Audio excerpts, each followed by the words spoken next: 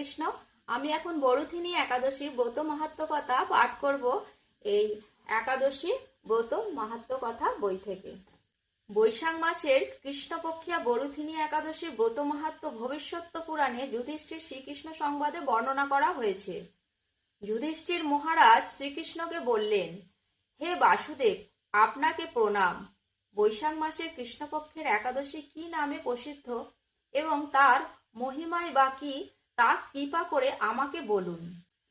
শ্রীকৃষ্ণ বললেন, হে রাজন, ইহলোক ও পরলোকে বৈশাখ মাসের কৃষ্ণপক্ষিয়া একাদশী বরুথিনী নামে বিখ্যাত।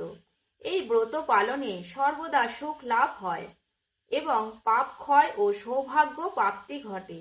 দুর্ভাগা স্ত্রীলোক এই ব্রত পালনে সর্ব সৌভাগ্য লাভ করে থাকে।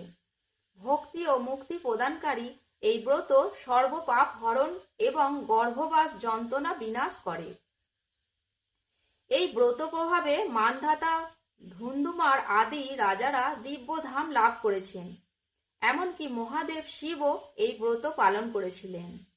10,000 বৎসর তপস্যার ফল কেবল মাত্র এক বরুথিনী ব্রত পালনে লাভ হয়।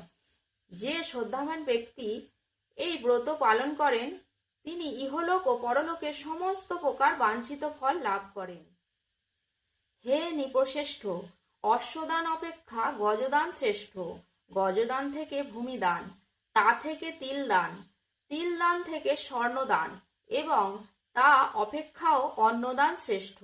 অন্নদানের মতো শ্রেষ্ঠ দান আর নেই।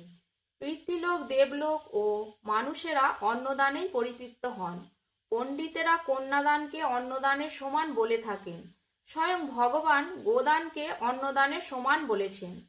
আবার এই সমস্ত প্রকার দান থেকেও বিদ্যাদান, কিন্তু এই বরুথিনী ব্রত পালনে সেই বিদ্যাদানের সমান ফল লাভ হয়ে থাকে। পাপমতী যেসব মানুষ কন্যার উপার্জিত অর্থে জীবন ধারণ করে, পুণ্যক্ষয়ে তাদের নরক যাতনা ভোগ করতে হয়। তাই কখনো কন্যার উপার্জিত অর্থ গ্রহণ করা উচিত নয়। যে ব্যক্তি বিভিন্ন স্বর্ণ অলঙ্কার সহ কন্যাদান করে তার পুণ্যের হিসাব স্বয়ং চিত্তগুপ্ত করতে অসমর্থ হন। কিন্তু বরুথিনী ব্রত পালনকারী কন্যাদান থেকেও বেশি ফল লাভ করে।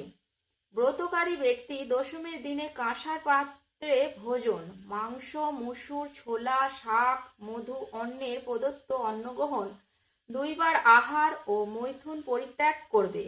দ্রুতক্রীড়া, নেশাজাতীয় দ্রব্য, দিবানিদ্রা, পরনিন্দা, পরচর্চা, প্রতারণা, চুরি, হিংসা, মৈথুন, ক্রোধ ও মিথ্যা বাক্য একাদশীর দিন বর্জনীয়। এসব দ্বাদশীর দিনেও পরিত্যাজ্য। হে রাজন, এই বিধি অনুসারে বরুথিনী ব্রত পালনে সকল প্রকার পাপের বিনাশ এবং অক্ষয় গতি লাভ হয়। যিনি হরিবাসরে রাত্রি জাগরণ করে ভগবান জনার্দনের পূজা করেন তিনি সর্বপাপ মুক্ত হয়ে পরম গতি লাভ করেন। তাই সূর্যপুত্র যমরাজের যাতনা থেকে পরিত্রাণের জন্য পরম যত্নে এই একাদশী ব্রত পালন করা কর্তব্য। বরুথিনী একাদশীর ব্রত কথা শ্রদ্ধা ভরে পাঠ ও শ্রবণ করলে সহস্র গোদানের ফল লাভ হয় এবং সর্বপাপ থেকে মুক্ত হয়ে বিষ্ণুলোকে গতি হয়। হরে কৃষ্ণ। তো অবশ্যই সকলে শ্রদ্ধা ভরে এই বরুথিনী একাদশীর ব্রত কথা পাঠ ও শ্রবণ করবেন। হরে কৃষ্ণ। হরি বল।